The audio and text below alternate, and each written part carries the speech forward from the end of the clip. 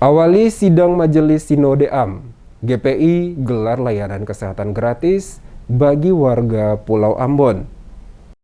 Gereja Protestan di Indonesia atau GPI kembali berkarya, berbagi kasih dengan sesama melalui ajang bakti sosial. Baksos akan dilaksanakan di Ambon pada tanggal 15 sampai 19 November 2022 mendatang. Sebuah acara yang patut diacung jempol karena kepedulian terhadap sesama.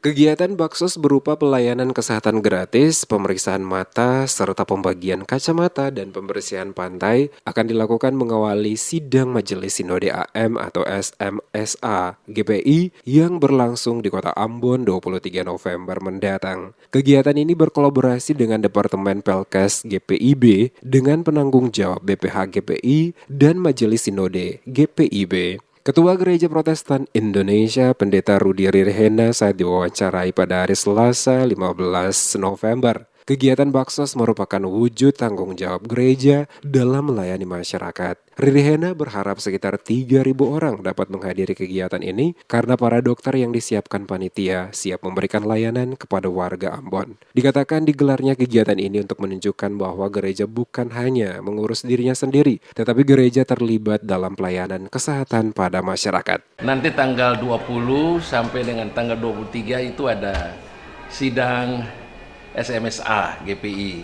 Nah, mendahuluinya kami melaksanakan bakti sosial di Kota Ambon, ya, dan sudah ditentukan titik-titik yang harus kami laksanakan. Itu wujud tanggung jawab gereja untuk melayani masyarakat secara kesehatan. Itu yang kami akan lakukan itu pengobatan untuk masyarakat. Kami berharap sekitar 3.000 orang bisa hadir.